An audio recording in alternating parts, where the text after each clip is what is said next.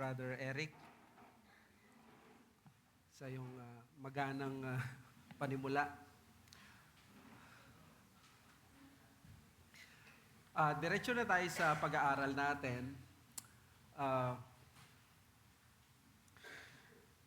Ang ating lesson ay halaw or kinuha natin sa mga previous lessons natin, tinry kong dagdagan, because we are trying to refresh ourselves sa mga bagay na kakailanganin natin as we once again have our survey sa church pagdating sa pananalangin natin na magkaroon ng additional elders and deacons. Due to popular demand ito yung request na naririnig ko sa mga members na magkaroon ng muli ng ganitong conversation. I just hope na hindi maging yearly yung conversation or yung pag-aaral ng ganito because we have a lot of topics na dapat i-cover. And I just hope na ang makarating, ang karamihan, lalo na yung mga nagre-request ng mga lessons na ito. Well, ang maganda siguro introduction dito, yung mga nangyayaring mga survey din sa ating mga nanunungkulan. Ang latest na lumabas ay ang trust rating ng ating Pangulo at ng ating pangalawang Pangulo. Makikita natin na bumaba yung trust rating ng ating Pangulo at kahit na ito ay bumaba, hindi ibig sabihin nito na magkakaroon ng mga malaking problema sa gobyerno natin. Ito ay mga pananaw ng mga tao o yung saloobin nila pagdating sa ating mga namumuno. Pero pinapakita lang dito na ang ating mga namumuno sa gobyerno ay pansamantala lamang. Hindi sila mga namumuno for life, bagamat marami sa kanilang bumabalik-balik sa mga posisyon. Pero pagdating sa presidente, minsan lang na pwede maging presidente at 6 na taon lamang yan unless mabago ang constitution. Kaya kung sa ating mga Pilipino, sobrang halaga na ang pagboto sa ating magiging presidente, how much more kung ikaw ay mananalangin, magpipili at boboto balang araw sa isang posisyon na maaring it would take a lifetime na nandoon ang tao. Ito yung concept ng biblical ordination. Naniniwala tayo na ang biblical ordination hindi siya democratic process na katulad ng nakikita natin sa gobyerno natin na may mga term limits na mga 2 years, 5 years, 6 years, or 3 years. Ang ordination sa Biblia ay lifetime, kung paanong ang vocation or yung marriage ay lifetime din unless magkaroon ng death, ng dissolution or divorce or permanent disqualification, ay magpapatuloy ang mga nandito sa office. Ang ibig ko sabihin dito, mas lalo nating kailangan na pag-igihan, panalangin at pag-aralan ang sinasabi ng Biblia pagdating dito. So, ang gagawin natin ngayon, we'll try to have a quick tour dahil we're trying to hit 2 birds in 1 stone. We want to study yung elders at deacons. And I am assuming, kung ikaw ay matagal na nandito, pag sinabing matagal, siguro, nandun na yung 3 years older as a member, ikaw ay sa pag-check ko sa mga lessons ko, narinig mo na yung maraming mga bagay na ito at nagkaroon na tayo ng mga discussions. Now, kung ikaw ay less than 3 years na nandito sa iglesia, relatively ikaw ay bago, that doesn't mean na hindi mahalaga ang iyong pananaw at yung boto, pero ibig lang sabihin nito, mas kailangan mo na makinig at manalangin at magkaroon din ng mga healthy na conversations pagdating dito. Lalo na pag sa qualification, especially, halimbawa, dun sa deacon, kailangan tested or proven ang deacon. Sabi doon sa 1 Timothy 3, ang tanong is, paano mo malalaman na tested ang isang deacon? Pwede ba ang isang deacon ay tested na, pwede na siya maging deacon pag nakilala mo lang siya or nandito lang siya sa church ng kulang 1 taon or 1 taon? Baka magsasabi sa inyo, ay kulang pa ang 1 taon. Di ba? Baligtarin natin. How about yung mga members na sa 1 taon pa lang? Do we think na ang pagiging 1-year member natin ay enough na para makilala natin yung mga tao na nandito? So, pwedeng oo, pwedeng hindi, pero ang sinasabi ko lang dito, lalo natin kailangan yung mga healthy conversations and at the same time ng masusing pag-aaral, no? Kaya kailangan natin ang mga older members, yung mga mature members, and at the same time tulungan natin yung mga bagong members dahil pinagpala tayo ng Diyos ngayong taon na to, marami ang mga bago sa ating kalagitnaan. So, tignan natin. Ang 1 Timothy 3, ang siyang pinakakilala na passage about the qualification of eldership and the diaconate. Verse 2, therefore, an overseer must be above reproach, the husband of one wife, sober-minded, self-controlled, respectable, hospitable, able to teach, not a drunkard, not violent, but gentle, not quarrelsome, not a lover of money. He must manage his own household well with all dignity, keeping his children submissive. So, kailangan daw above reproach,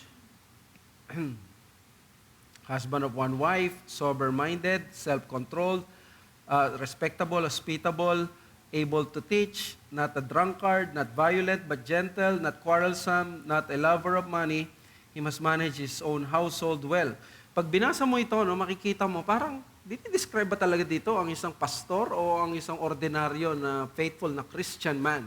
Bay, kung makikita mo, ito ay applicable sa lahat ng Christian man. In fact, ito ay nire-require ng Biblia sa ating lahat ng mga Kristiyanong lalaki, kung lalo na kung ikaw ay may asawa at may pamilya. Ang sinasabi lang dito, ang elder, siya yung mangunguna as a good example. Kaya isipin ninyo, no, yung tayo dito, kung tutusin, pwede na may mga iba pa na pwede maging elder kung titingnan natin ito, no, at may gift ng able to teach. About sa mga deacons, sa verse 8, deacons likewise must be dignified, not double-tongued, not addicted to too much wine, not greedy for dishonest gain. They must hold the mystery of the faith with a clear conscience, and let them also be tested first, and then let them serve as deacons if they are themselves blameless. Kanina, ang emphasis is yung integrity, yung internal character ng elder. Ganon din sa mga deacons. Ang problema, ang pagkakaiba lang sa mga deacons dahil nga sila ay pinagkakatiwalaan usually ng pera, ng material at temporal na mga bagay sa iglesia, ang in-emphasize kagad dyan, no? Yung pagiging dignified, double tongue, hindi yung self-control, hindi sila greedy pagdating sa dishonest gain. Kaya pare-pareho na character ang issue pero may parang pinupoint at pinupunto ang ating si Apostol Pablo. Last 2 weeks ago, nakita natin that there were 2 important principles na gusto kong paalala sa inyo. Sa pag-pursue natin, meron bang gifts na binibigay ang Diyos sa atin sa kalagitnaan natin? Kailangan ma-recognize natin yung need. And then, obviously may need ang SABC. No? So, salamat sa Diyos kung may need. Kung may need, we want to think na ang Diyos magkakaloob siya ng gifts para sa atin dahil ito ay iglesia ng Panginoon. But of course, idadaan natin yan sa panalangin, sa pagde-desire, pag-encourage, but at the same time, dapat maghintay tayo dahil ang kailangan natin is qualified. So, kailangan nating balansihin yon. Kaya, duty ng church na i-pursue yung mga gifts ng iglesia na binibigay ng Diyos bilang mga leaders natin. But at the same time, duty din natin bilang iglesia na i-select yung mga biblically qualified leaders. Siguro doon lamang matatapos na yung usapin, no? Regardless kung ano yung sasabihin at the end of the day ng sino man, ng member, ng pastor, ng deacon, at the end of the day, we will all bow down to the standards of the Scriptures. That's why yung process ng pag-pursue ng biblical officers, litmus test ito ng maturity ng iglesia. Dito natin makikita if our church is really a mature church or maturing church o kaya matura na church. Kung tayo ay pipili, unbiblical. Matura is pangit sa Kapampangan for the sake ng mga hindi Kapampangan dito. So, let's jump sa biblical qualification. Binanggit ko na rin ito, no? Doon sa pastoral epistles, makikita natin yung mga important qualifications ng ministers kasi ito yung mga letters na sinulatan ang mga pastors, si Titus at saka si Timothy, and mostly about Christian life at about ministry ang issue dito. Nawala. Wait lang. So, Sa 1 Timothy 3, 1-7, nandun yung pastoral requirements toward the aim of an organized church. So ito yung mga requirements dahil ang church ay established na. Ito naman sa Titus 1, 6-9, Paul required them of these qualities to silence the evil opposition. So hindi natin maiwasan to, no? Kailangan natin sa church na ma-organize tayo, establish na tayo, but at the same time, kailangan din natin ng magandang qualification dahil merong evil opposition. Pwede tayong tirahin ng kaaway sa labas or sa iba't ibang paraan kung ang mga leaders natin ay hindi qualified. So the qualifications are intended for the whole church regardless of the situation. Kahit sino ka man, babae ka, lalaki, ito ay isipin mo para sa atin because it's the word of God. Lagi lang nating isipin ang mga elders, we are assuming that they are leading us, not perfectly, but at least dito sa mga qualifications na ito, magmamanifest very distinctly sa kanila. And it's for the church to determine kung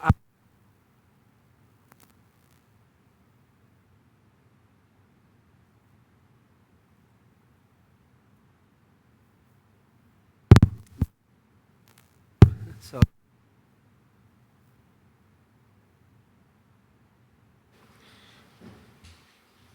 sound ito. Okay. So, yun yung makikita natin dito, no?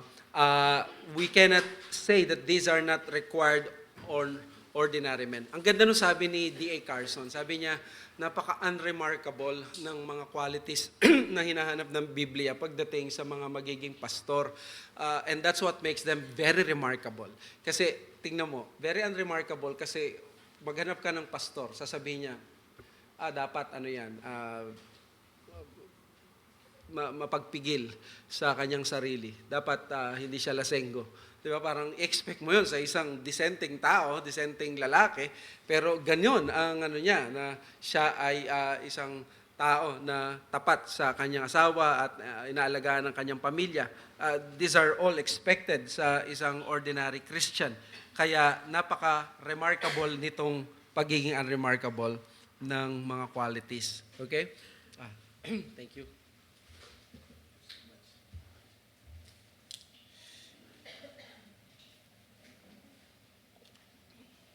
Ayan, mamaya, kita na rin natin yung mga deacons, hindi lang sila helper ng church, talagang helper sila ng mga elders. Hindi naman sila gagawing katulong, sasadyain, pero that is truly the task of the deacons, and we are grateful for that.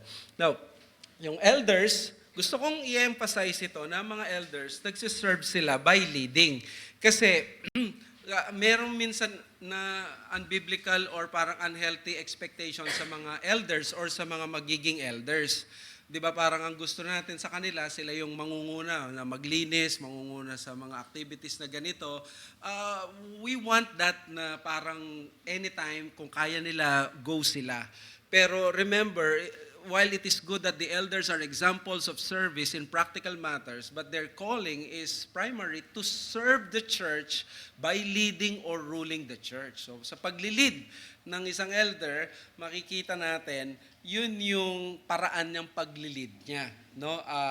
Ang pangit, yung elder na ayaw niyang gawin, yung mabibigat or di siya willing na kung walang mautusan or maano, yung pa-VIP ang mga elders, hindi yun maganda. But at the same time, it is not healthy rin sa isang church na kada may activity, i-expect yung elder na gawin itong practical to dahil good example ito. Pwede itong gawin pero hindi ito required dahil ang elder ay yun naman yung pinaka-leader, nagli-lead siya by his leadership and ruling or he is serving by that. No? At wala naman tayong problema dyan, lalo na sa mga elders, naranasan na nila yung mga ministries mula sa pagtuturo ng bata, paglilinis ng CR, yung mga pagbibisita at maraming mga ganyan. Let us emphasize muna ito. Nakuha ko kay Charles Bridges itong magandang paalala na ito. What are we looking for? We are looking for scriptural qualification. In other words, explicit or by biblical deduction. Hindi tayo naghahanap ng qualification na, alam mo yan, ina-assume lang ng elder o ng ibang mga members pero hindi biblical. Mahirap yun. No? Sabi ni Charles Bridges, sa kanyang book na Christian Ministry, as to spiritual qualifications, we would be careful neither to lower, exceed, or deviate from the scriptural standard.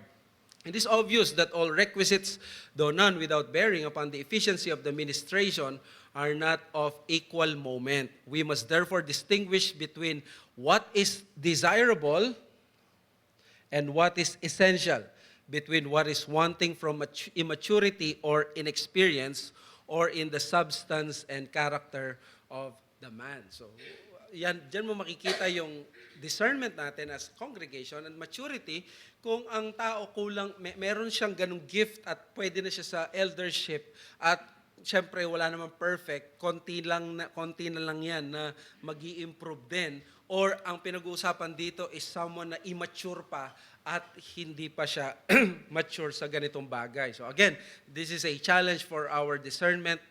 Sabi pa, and again, between the deficiency which incapacitates for the work and a comparative measure of unfitness, as contrasted with ministers of acknowledged eminence. There are diversities of gifts and differences of administration of the same gifts under the same Spirit and the same Lord. But under all circumstances, the divine call to this sacred office will be evidenced by a supply of competent qualifications for its discharge. Lord willing, kung loloobin ng Diyos na magkaroon tayo ng plurality of eldership dito sa SABC, mapag-aaralan natin yon mas specifically na kung paanong tayo bilang mga Kristiyano, iba-iba yung gifts natin. May mga iba na mas marami ang gifts. Ganon din sa eldership. Hindi kailangan pare-pareho sila ng gifts. Meron diversity of gifting. Meron ding diversity of responsibilities.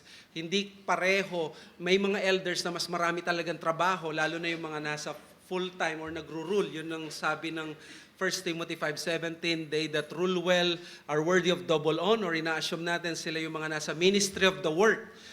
Iba yung gifting. May mga elders na mas gifted sila sa pag-handle ng word. May mga iba, gifted din sila, pero mas gifted sila sa mga ibang area. May diversity of gifts ang eldership. Hindi kailangang copycat.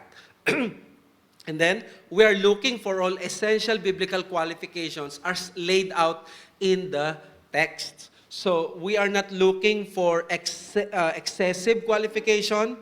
Hindi rin tayo naghahanap ng kulang na qualification. Sabi ni Bridges, for all the aspects of ministerial labors, if not equally, yet highly important, every one of them far too important to be trifled with.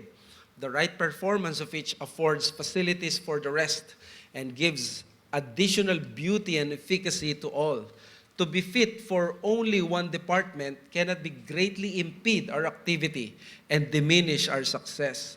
To fill the ministerial office with a degree of satisfaction and benefit commensurate with its capabilities or with the desire of a heart awake to its importance, we must be all that it demands. Men of God, perfect, completely furnished to every good work. So, we have to be convinced and clear sa conscience natin na we are aiming for men na makikita yung lahat na nandun sa qualification. Now, we are not looking for always 10 over 10. That's impossible. Not even, I think, for sure, ang mga present elders would agree na that is tantamount to asking for perfection. Okay? And then, let's proceed sa ating mga napag-aralan and we continue to emphasize this. May dalawang emphasis ako dito sa eldership qualification, yung necessity of gifts at yung primacy of grace. Lagi sana nating isipin to. Necessary, important ang may gift. Hindi pwedeng maging pastor yung walang gift. Hindi gifted sa preaching. But at the same time, hindi yun ang pinakamahalaga. May primacy of grace. Okay? So, bilisan natin ito. Up to teach, didacticon. Ang ibig sabihin nito, skilled in teaching. Paano ba ma-emphasize or mag-grade ngayon yung isang tao na siya sa teaching? Skilled siya sa teaching. Alam niyo, 2 beses lang ito ginamit sa New Testament at ito lang yung qualification na masasabi mong different sa isang elder. Now, huwag nating isipin na dahil different ito sa deacon, parang ang nangyayari is taas talaga ng qualification din ng diaconate, di ba? Pero baka ang isipin natin, dahil isa lamang naman ang difference, magka-level na sila. Hindi, yung isa na yon sobrang different kasi napakalaki, enormous ang responsibility binibigay sa elder. Ang elder ay inatasan mag-rule, mag-lead sa church. Ang mga deacons, inatasan sila mag-serve sa church alongside with their pastor. So, ang mga pastors or elders, they should be able to be teachers of the word. Yan ang preeminent duty nila. Pag sinabing ganito, they are able to communicate the word of God. Okay? Sabi ni Calvin, ang ibig sabihin daw nito is what is required here is not merely a voluble tongue, for we see many whose easy fluency contains nothing that can edify. Paul is rather commending wisdom in knowing how to apply God's word to the profit of the people. So we are not looking for intellectual men or smart aleck, which of course, linawin ko na hindi masama. In fact, this is a good and a blessed thing for a church to have an intellectual person. Ang masama yung intellectualism, no? Na ang magiging measurement na lang lagi is yung intellectual. Pero we need intellectual pastors actually. We cannot afford to have ignorant leaders. So very clear yan na ine-establish natin.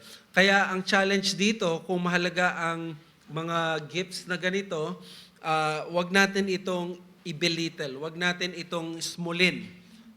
Mabait naman siya, pero kahit na hindi siya marunong magturo, ay dapat big deal ito para sa atin. Maraming mga evangelical churches ngayon, pag narinig mo sila mag-preach, hindi sila tunay talaga nagpi-preach. Nagpapatawa lang, comedy bar ang dating, o kaya naman inspirational, but not really the exposition of the word. Without the ability to speak and teach the word in a way that communicates and illuminates, a man should not be in the pastoral ministry. Kung mapansin nyo, walang binanggit dyan sa personality. Ang binanggit dyan is someone who communicates and illuminates.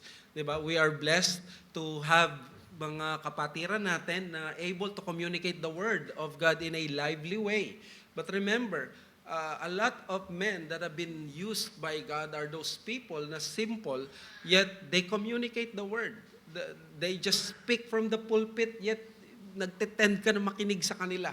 These are the thing na kailangan nating isipin. So, wag nating i-belittle yung ganitong ability. Okay? Sabi ni Spurgeon, still a man must not consider that he is called to preach until he prove that he can speak. God certainly has not created behemoth to fly, and should Leviathan have a strong desire to ascend with the lark, it would evidently be an unwise aspiration, since he is not furnished with wings. If a man be called to preach, he will endowed with a degree of speaking ability, and he will cultivate and increase. Maganda measurement dito, no? Kung medyo matagal-tagal na kayo, I can measure kasi I have seen yung improvement on these matters sa mga kapatiran natin na tumatayo dito sa pulpit. And I hope, no, pati ang inyong lingkod nag-i-improve. We continue to improve. There's always room for improvement. Pero ang makikita natin dito, both are improving on this matter, and we praise the Lord for that. Now, meron pa pala. If the gift of utterance be not there in a measure at the first, it is not likely that it will ever be developed. So, kailangan lamang meron na makultivate, pero yung wala, hindi dapat. At alam nyo, nagkaroon na tayo in the history, yung mga dati pa sa church natin, hindi yung recent dito, baka may makita kayo, hindi nagtuturo si brother, mukhang wala siya. Hindi yon, may mga personal reasons sa mga kapatid natin yan. Pero yung mga decades pa, na makikita mo na they just love the Lord. But that doesn't mean they are gifted. Kasi ang tao, ang yagi ko naalala kay Pastor Noel, yung pag daw nagsalita siya, na i-communicate niya yung truth ng Scripture. Pero pag meron daw na nandito, tapos biglang nagturo, tapos yung malinaw ang text, tapos pagkasabi niya sa'yo, parang naguluhan ka o mas nagiging magulo. Yung parang walang gift yung ganun. So, dapat nagpapaliwanag ito. But at the same time, balansehin din natin, no? Huwag nating exaggerate ito. While it is a big deal, it's not the biggest deal. Because one of the most common mistakes and blindness of some Christians ay yung intoxication with ministerial gifts over grace and character. Ito yung aming pitfall kaming mga elders at mga pastors, especially yung mga nasa online ministry, yung mga celebrity culture. To the point na, di ba sa Reform, napakapangit na matawag kang celebrity. Narang nag-ano ka na parang you feel uncomfortable, no? Pag naririnig mo yun o binibiro ka ng iba. But there are some people na they embrace this word na celebrity, and that is delikado ito sa kaluluwa ng isang preacher na meron pang remaining sin. Kaya wag tayo ma-intoxicate, no, doon sa mga magaling lamang sa sa salita. Not all were up to teach ought to be pastors. Tandaan natin, ito yung blessing ng 1689. Hindi lang kasi loan qualification ang pagtuturo. Actually, isa lamang ito sa mga skills. Marami pa ang issue ng character. Pero anong gusto kong ipakita sa inyo? May mga iba sa atin, they can teach the Word of God, I can tell you. But not necessarily, they need to become pastors. Ang 1689, meron siyang solution dyan. Tinawag niya itong mga gifted brothers, but not necessarily pastors. May mga kapatiran tayong ganito na probably may mga iba na may burden na maging pastor, and probably magiging pastor sila balang araw. But there are some people na they know how to preach, they love the Word of God, they love studying it, but then of course they have a family to feed, and they do not want yung eldership, they do not want yung ministry, yung work ng pastorate na, alam mo yun, na true and true. And that is not bad. That is okay lamang because the 1689 recognizes na may mga kapatiran talaga tayo na pwedeng magturo ng Word of God na hindi natin kailangan maging pastor. Sabi dito sa paragraph 11, although it be incumbent on the bishops or pastors of the churches to be instant in preaching the Word by way of office, yet the work of preaching the Word is not so peculiarly confined to them, but to others also gifted and fitted by the Holy Spirit for it, approved and called by the church, may and ought to perform it. So, mga darating ang araw, mas pag-aaralan natin yung paragraph na yan when it comes to our gifted brothers. So, what we want to say is, thank God, no, sa giftedness ng mga kapatiran natin na aspirant or mga nakikita natin pwede maging pastor, but thank God more for the godly character and good example. Okay? Hindi kasi natin ito sinasabi na aspirant, ito lamang, hindi naman ibig sabihin nun na hindi ka allowed na magsulat ng name na nakikita mo in clear conscience na pwede maging elder. Nung nagkaroon tayo ng survey last year, may umangat pang isang pangalan na hindi naman, yung pangatlong pangalan, hindi naman necessarily doon sa dalawa lamang na nakikita natin na ganito. Ang sinasabi ko dito ay, hindi ito pagbabouch sa kanya, pero sinasabi ko, ay may kalayaan tayo na clear ang conscience natin na may makita pa pala tayong iba, no, na dito. Basta seryoso lang talaga tayo. Now, ikalawa na gift or necessity ng gift or gifting. Nakuha ko to kay ATD, kay Austin Duncan, isa sa mga kanang kamay ni MacArthur. Para sa kanya, yung word na hospitable, which is the philoxenon, which is love for the strangers, ay para sa kanya, isa yan sa mga skills na kailangan i-cultivate daw ng elder.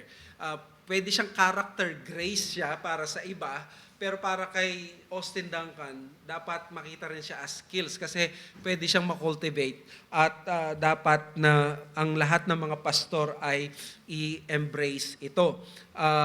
This can also be considered a gift because it generally speaks of a person who loves talking with and serving others. Ito yung, ang sabi ni Duncan, it only means people person. Now, pag sinabing people person, wag nating isipin yung people person na isip natin ngayon na define na parang gusto niya lagi makipag-usap at no, yung people person is someone who loves people na hindi siya yung parang pag nakakakita ng mga tao, napapagod na siya, na-exhaust na siya. Kasi ang pastoring is about people. So dapat mahal mo yung mga tao, hindi yung lumalayo ka sa mga tao.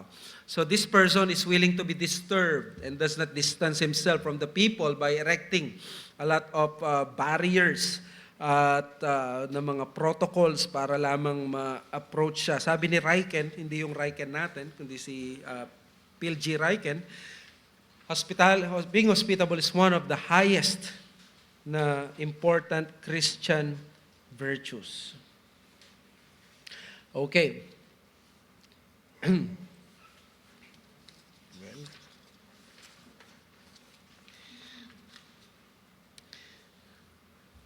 Now, punta tayo sa primacy of grace.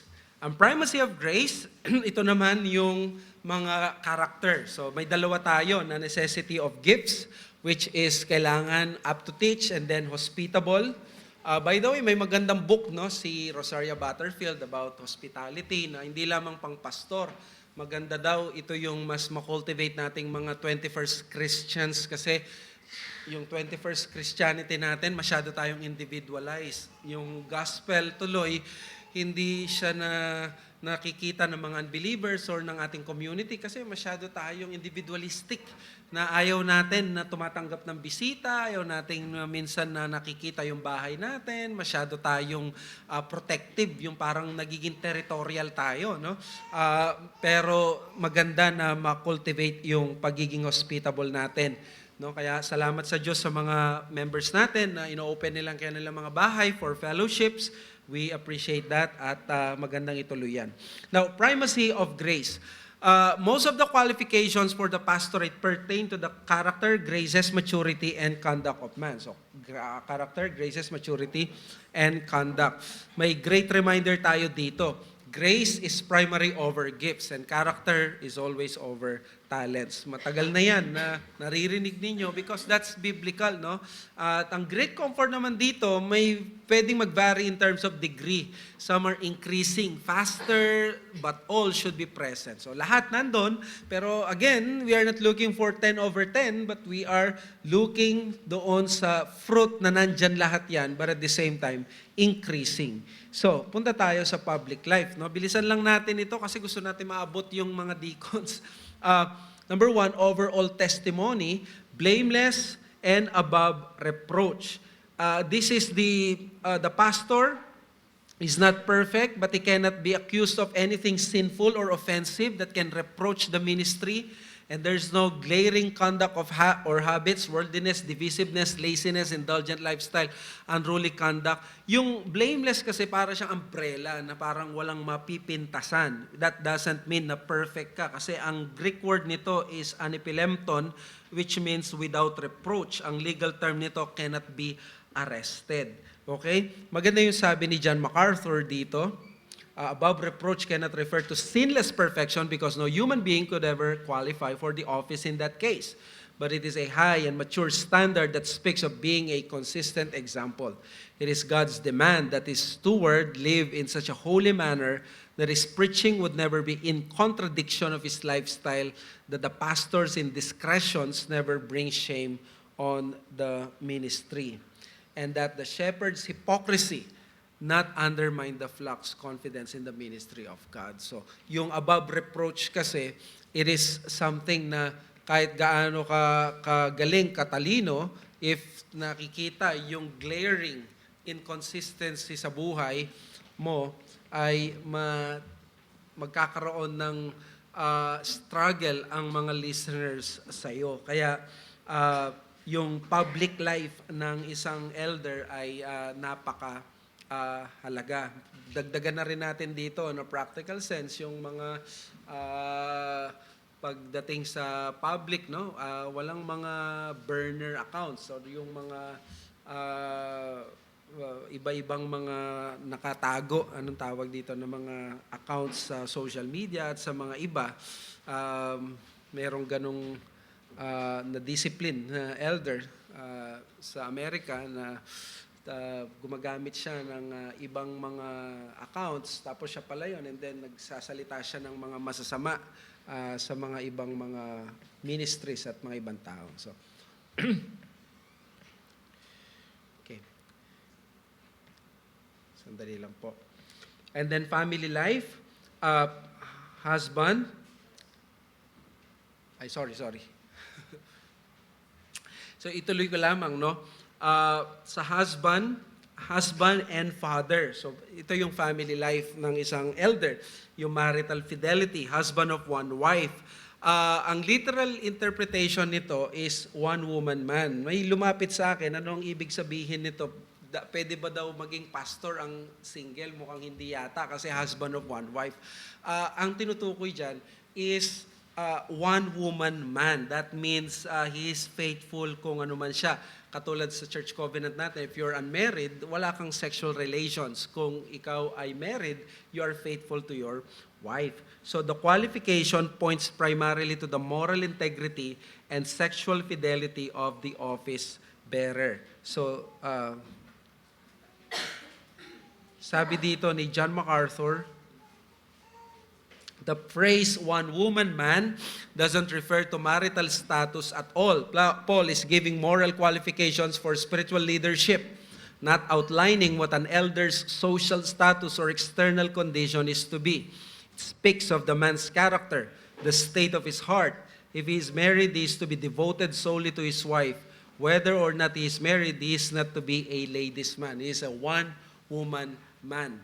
Dito, may mga examples tayo ng mga singles na ginamit ng Diyos sa kaharian niya. Si John Stott, pinili niyang maging single for life para ma-accomplish niya yung para sa kanya na sinabi ni Jesus na eunuch for the kingdom of God. Ibinigay niya yung kanyang buhay para sa gawain ng Diyos. Hindi na siya nag-asawa para makapag-focus siya. Si Sam Alberry, siya ay may temptation sa mga lalaki, kapwa lalaki dati, pero binago siya ng Diyos. At ang ginawa niya sa buhay niya is that di na rin siya nag-asawa. Kilalang author ngayon, si Sam Alberry, at isa rin siyang pastor. So, that is for the sa marital fidelity. Paul is not disqualifying single persons into pastorate, and Paul is not addressing the divorced and remarried. No? So may mga cases kasi, may mga divorce na on biblical grounds, so therefore, pag merong divorce, ina-assume na may remarriage kasi wala na yung marriage. So, pagdating naman sa father, domestic piety, sabi dito, he rules his household well. He must manage his own household well, keeping his children submissive. Sabi sa Titus, children are believers, not open to debauchery or insubordination. Tayo ay naniniwala sa tinatawag na, anong tawag dito?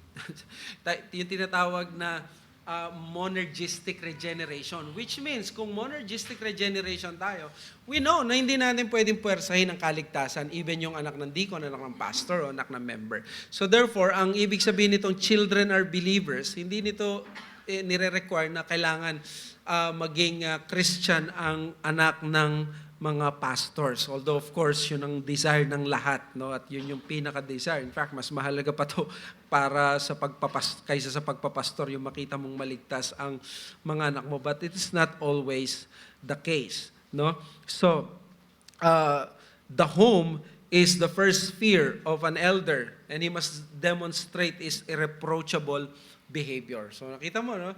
Yung sinabi ko doon, nung tinuro ko to, maging faithful ka na asawa, maging faithful ka na father, gawin mo lang yan, repeat mo yan over the years, at makikita mo yung influence mo sa church, yung testimony mo, and you will be used by the Lord. Kaya napakahalaga nito. Lalo na nga, sabi dito, hindi ko lang dyan, yung disheartening testimonies ng mga ministers who have fallen in this area should make every minister and aspiring man humble and circumspect sa conduct nila with the opposite sex. Just like what happened kay Lawson, kay Renihan, it's such a disheartening and depressing reality sa ministry.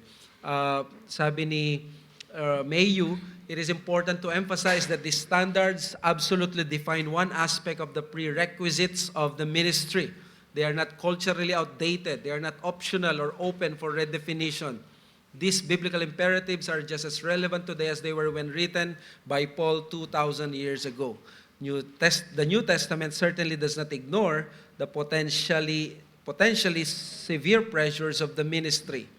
However, it does demand the kinds of men and kinds of families for ministry that can successfully avoid the damage that would surely come to the marriage and or family of one who does not have a strong commitment to comply with the biblical standards. So kaya nga sa mga aspirant, it is good that you take care of your kids, your family, because as they grow, lalo na sa nakikita ko ngayon, is that they will begin to ask more, they will be more sensitive sa mga issues na church. Dati nandiyan lang nakikinig, pero darating yung time na magtatanong sila at makikialam in a sense na maayos naman. Okay? Now, the personal life. So mayroon tayong public life, family life, personal life ng isang aspirant.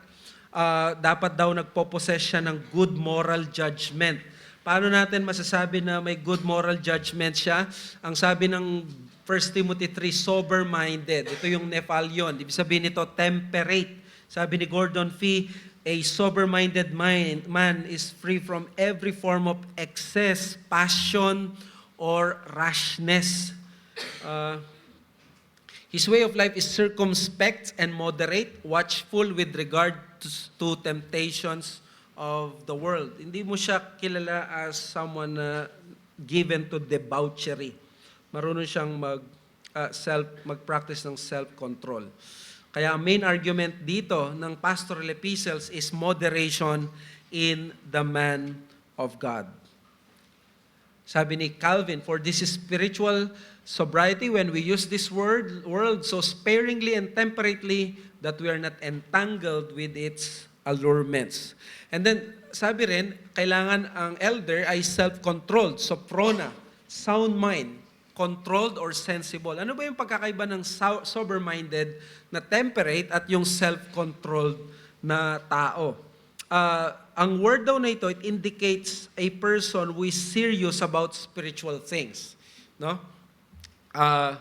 Hindi siya frivolous yung mentality na parang ginagawang trite or hindi importante ang mga bagay na importante. Although related din siya sa pagkontrol ng appetite. Sabi ni P.L.G. Ryken, men who make vital decisions about the ministry of the church must be prudent. They must have balanced judgment. When elders do not weigh their decisions carefully, the church is vulnerable to all the latest trends in ministry and theology. Trends which may be far from salutary for the health of the church.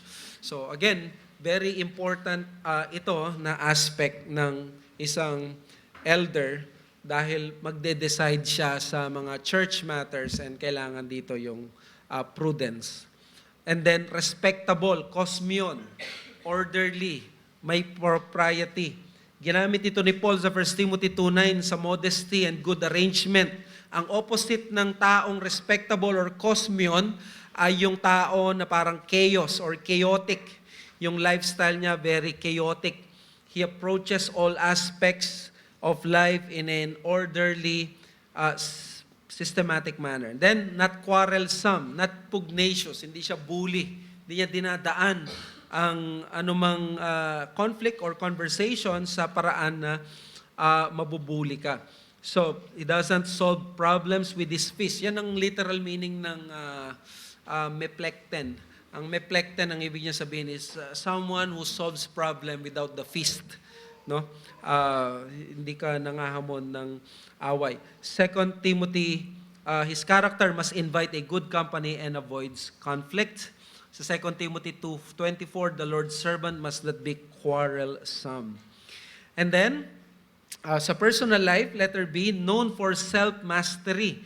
Parang magkakadugtong, no? Magkakadikit. Kanina, possessing good moral judgment. Yung moral judgment niya, yung mind, yung soul niya, paano siya mag-judge, self-control. Ngayon naman, mastery, self-mastery, yung paano niya dalhin ang kanyang sarili. Not a drunkard. So again, we are not demonizing yung pag-inom ng alak. But if you're an office bearer, hindi ka pwede maging drunkard, lalo na. Lahat, kahit member ka. Okay? This is one who tends to be quarrelsome as he habitually drinks too much. So alam naman natin, yung mga lasing ay nawawalan sila ng tamang judgment pagdating sa kanilang pag-iisip dahil nga sa tama ng substance na iniinom nila. So dapat may moderation. Kaya sabi ni John Stott, alcohol is a depressant. It blunts and blurs our faculty of judgment. Those called to teach should take special warning. It is perhaps not an accident that not given to drunkenness should immediately follow an apt teacher. Drinking and teaching do not go well together. Okay, again, we are not demonizing yung pag-inom, pero as pastors, kailangan na hindi drunkard. And then not violent, but gentle. Anong pagkakaiba nito sa kanina sa bully? Yung bully, pugnacious, yung dinadaan niya sa pag-intimidate or sa ibang paraan yung pag-solve niya ng problem. Ito naman, yung kanyang mastery sa sarili niya. Pag nakita mo siya, hindi siya violente na tao. Hindi siya yung parang mapaghanap ng away. Hindi siya yung parang thirsty sa mga away or conflict. Kaya hindi magandang quality yung parang naghahanap tayo lagi ng kadebate, no? Hindi dapat natin i-demonize ang pakikipagdebate, pero may problema kung masyado tayong nitpicky. Yung parang yung maliliit na bagay gusto nating pag-usapan in a way na ipakita natin na tama tayo. Pero again, may lugar ang debate sa Christian ministry. The Greek philosophers sometimes use the word for drunkard to refer to violence like a drunken rage. What comes next, therefore, is not surprising, especially in the pagan environment of Ephesus. An elder is not violent but gentle. Bullies are not eligible for ordination. An elder is not a brow-beater. Men who are verbally or physically abusive cannot be trusted to tend God's sheep. Hindi ka pwede magpastor kung hindi ka willing masaktan, hindi ka pwede willing na ma-feel mo na ikaw ay naagrabyado because, reality ito. At times, some members probably, di man nila siguro intend, but some would be tempted to gossip you. But you cannot do that sa mga members. If you will gossip members, they will crucify you. But that is a reality minsan sa ministry. And you have to be gentle. You cannot be violent na every attack na marinig mo, papatulan mo, every form of criticism ay magwawala ka. It is not a quality of a leader or a pastor. He must be able to control and restrain his emotional temper. At kaming mga leader, ito yung lagi niyong ipag-pray sa amin, no? Because we are leaders, therefore, isa sa challenge lagi sa amin yung aming emotional temper, that we will always be humble enough to admit when we are wrong and to be willing to be corrected, katulad nung preaching nung sa Acts kay Apollos. At sana ay hindi kami mag-display ng quick temper na magdi-dishonor sa dignity ng office at hindi kami mag-indulge sa mga compromises na iyon. Okay? And then, pagdating sa personal life, so kailangan good moral judgment. Number 2, kailangan din yung self-mastery. Ito naman, mastery naman sa paghawak ng pera. Hindi ka lover of money or yung Greek word nito maganda eh. Apilarguron. That is the lover of silver. Di ba silver lagi yung mga coins nila noon. So, you're not a lover of money. You're not in the ministry for money. You must be trusted when it comes to money. Paul was particular on this issue na sabi niya sa 1 Timothy 6, the love of money is the root of all evil. But there is a balance. There must be a financial agreement between the church and the pastor. So, kasama ito. If we have an additional elder, mapag-uusapan natin, may financial agreement between the church and the pastor. Dapat honorable ito sa Lord in the sight of man. It must be understood din na responsibility ng church na ibigyan ng salary ang pastor, but at the same time, magkaroon ng arrangement. May mga nagtatanong, what if sa second elder, kailangan ba na full-time in a way na full ang payment? It doesn't necessarily sa ganyang kalagayan natin. If we have a full-time already, it would be unwise sa isang coming elder na mag-resign siya kaagad na tapos bibigyan natin ng inferior na trabaho. This is the best way to discourage their families sa ministries at i-paint a ministry in the negative sense. Dapat we will not make it more difficult for them na mas mahirapan sila financially.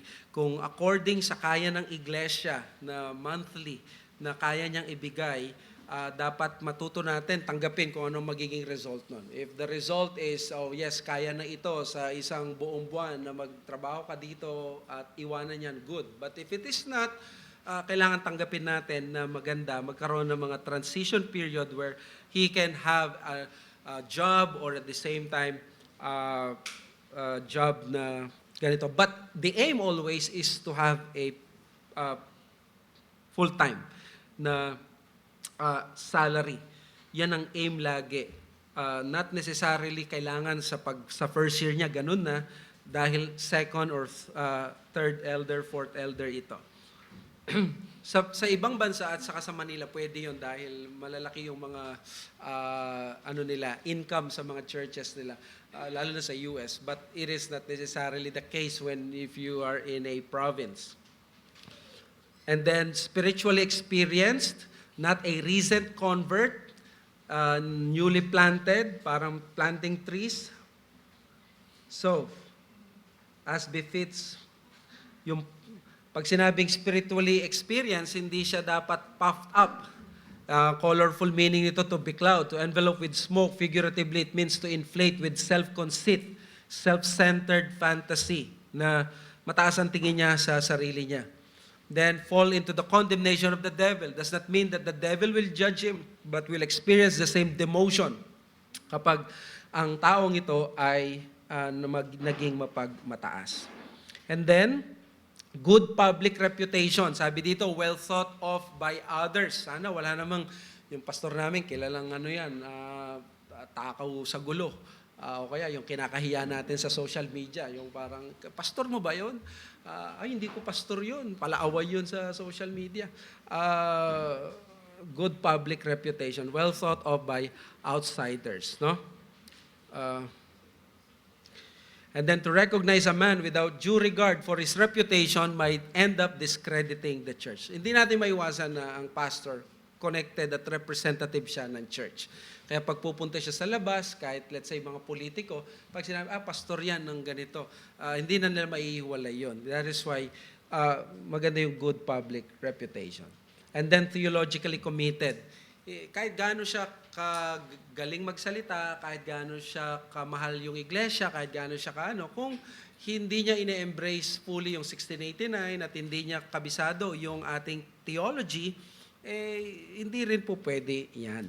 Okay? So, under pressure, ang pastor may be tempted to change his message para maging palatable sa hearers. So, kailangan committed talaga siya sa salita ng Diyos. Malalim ang tingin niya sa salita ng Panginoon. And then, apologetically capable, able to give instruction in sound doctrine and rebuke those who contradict it.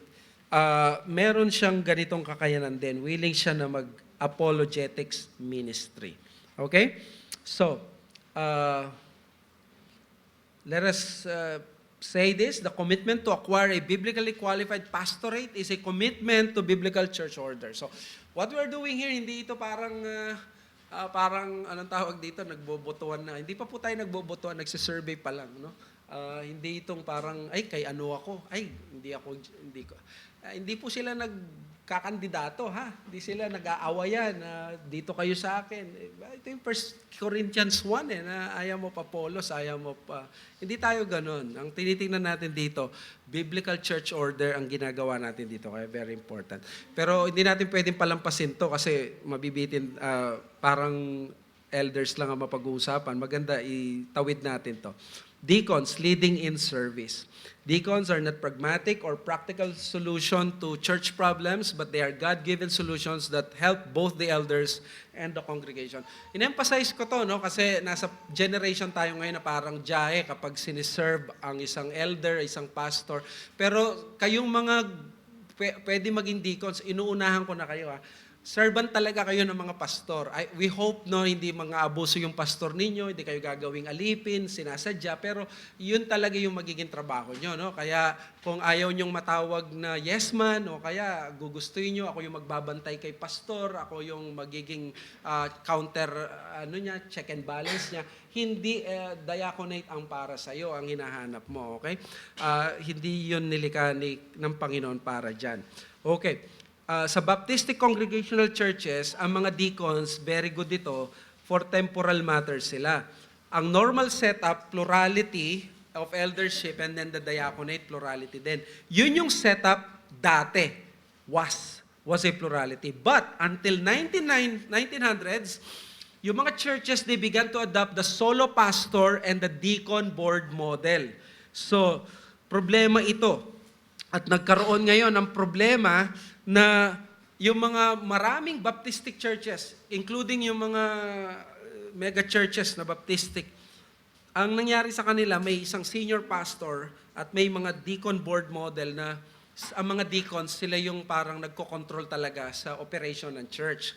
Kaya nagkakaroon lagi ng away.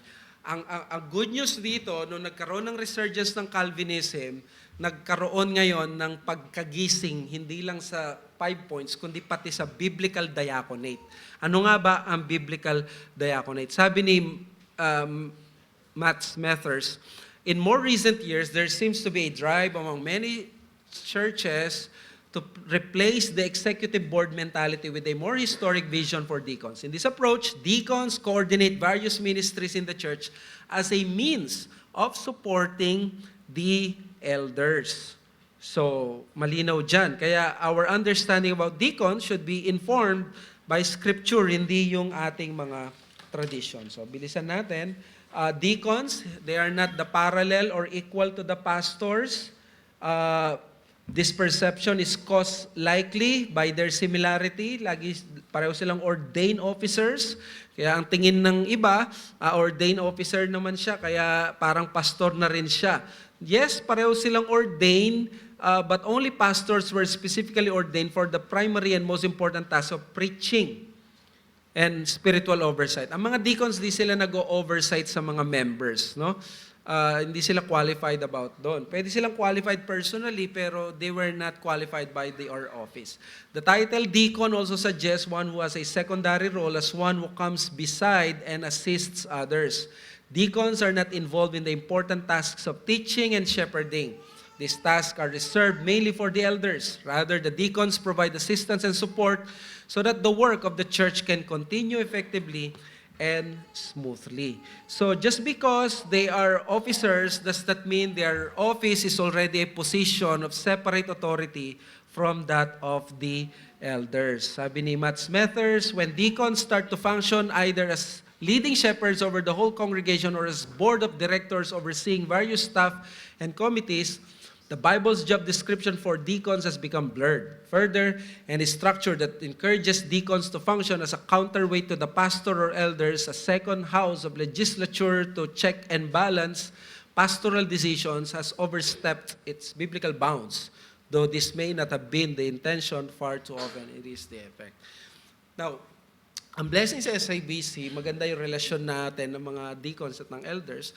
Gusto ko lang sabihin sa inyo na I myself ang nag-delegate ng mga committees sa kanila, halimbawa sa ministry ng conference, ng mga fellowship natin, yung mga material things or temporal matters, dine-delegate ko sa kanila at para matulungan ako sa pagtawag ng meeting, sa pag-decide sa mga ibang bagay, and they are very aware and they're very deferential on this. Kaya very grateful tayo doon. Okay? So deacons being seen as and to put a second party of legislators or rulers sa church, dyan ay hindi dapat mangyari. But Ito yung personal observation ko. In most cases of Calvinistic churches, ang mga deacons, wala naman silang intention na ganito. They want to serve, pero dahil ang mga pastors, they tend to be more giver or gentle, ang nangyayari is that nabibigyan sila ng maraming mga ministries. Ang solution dito is let's pray for more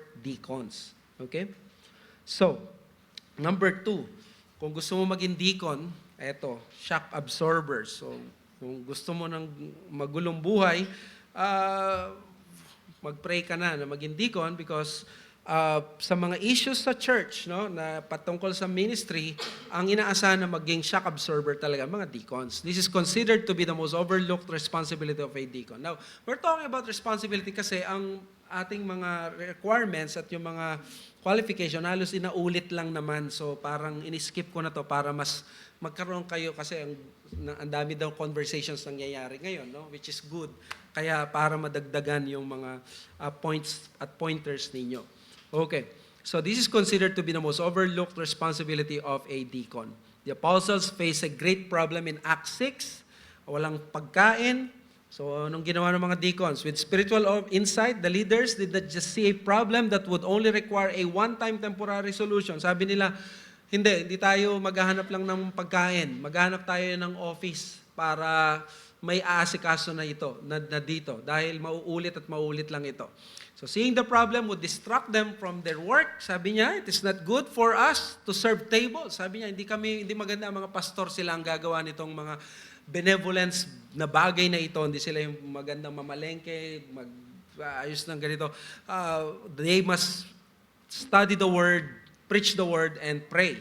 They created what would be understood as the blueprint of permanent diaconal office. So deacons are problem solvers who are willing to receive the shock and burden of enormous responsibilities. Ilang libo yon, yung mga Grecians, or ilang dami yun. Pero 7 lang ang inassign sa kanila, di ba, na nandun sa Acts 6. So therefore, shock absorbers talaga sila. Imagine mo, sila yung inassign. O kayo nang bahala na mag-asikaso paano pakainin itong mga Grecians na nagre-reklamo dito. Di ba? So, sabi ni Matt Smethers, given the root problem of disunity facing the 7, we can conclude the deacons should be those who muffle shock waves, not make them reverberate further. Contentious persons make poor deacons, for they only compound the kind of headaches deacons are meant to relieve. The best deacons, therefore, are far more than business managers or handymen. They are persons with fine-tuned conflict radars. They love solutions more than drama and rise to respond in creatively constructive ways to promote the harmony of the whole church. So we are praying for these kinds of deacons na problem solvers, hindi yung mas lalaki yung problema. And then number 3, deacons are known for having initiative. Ano ba yung initiative? No one should be a deacon who is not already serving in the church. So kung hindi siya nagsiserve presently, wag na natin siyang isulat ang name, no? Probably may ibang ministry na para sa kanya but not the diaconate, no? Ang ibig sabihin naman ng diakonos is waiting at tables. So, di ba yung magaling na waiter, hindi niya hintayin na tawagin siya. Nakita niya yung need. Pupunta siya, bibigyan niya ng tubig. So, yun yung isang good deacon. Nakikita pa lang niya yung need, ano yung may tutulong ko. Proactive. May initiative. No? At hanggang maging deacon sila, they should continue doing that. They're not just problem solvers, but they also anticipate future problems. Naiisip nila yung ganon.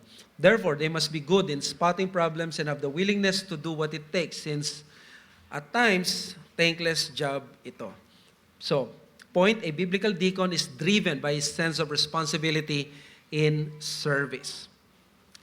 Sabi ni Matt Smethers, so, pastor, when eyeing future deacons, look for godly saints who see and meet needs discreetly. They don't need or want credit at their own expense. They sacrifice, and without being asked, they take the initiative to solve problems. Warning signs in a deacon candidate then will include not merely a tendency to be quarrelsome, but also a tendency to be disorganized or unreliable. Someone who regularly flakes out or never returns emails, or always needs to be told what to do is not yet a good fit for the office. A deacon must be reliable, neither angling for authority nor needing to be babysat. Yan. So, huwag niyo kaming bigyan ng deacon na mahirap pagilapin o hindi nagre-reply. Mahirap yun. So, let me just end by saying, show me a church with distracted pastors and a derailed mission, and I will show you a church without effective deacons. May suggestion ang mga iba na narinig ko. Kung wala naman daw activity mamaya, pwedeng yung Q&A, gawin natin siya mamayang after lunch. If okay lang sa inyo. Kasi oras na. At alam ko excited na yung mga deacons na iserve yung ating merienda. Biro lang. Let us pray. Father, we thank you sa tour na mabilis pagdating sa qualifications ng mga elders and deacons. Lord, alam namin at times kailangan namin mag-ingat, ayaw namin maka-offend, mag-slander, mag-gossip. But at the same time, Lord, this is something na dapat kami mag-rejoice because we have been praying for years na magkaroon ng additional elders and deacons. And if you are giving us already these gifts, buksan mo ang isip namin, mata, at ang aming mga sarili at makilala at makita namin ito. At nang sa gayon ay pwedeng manominate or at the same time ma-evaluate din at lilitaw kung talagang may gift ka para sa amin. Maraming salamat sa mga kapatiran namin na willing na matuto ng iyong salita. Tulungan mo kaming lahat na maging clear ang conscience namin sa pag-converse namin, sa pakikipag-usap namin, at lalo na kaming mga dati pa dito sa church, tulungan namin sa pagkikipag-usap ang mga bagay na ito, ang mga members namin na nasa relatively bago pa lamang. Na sa gayon, kaming lahat ay makinabang sa issue na ito at makita rin ang maturity ng iglesia. Maraming salamat po kami sa dalangin sa pangalan ng Panginoong Yesus. Amen.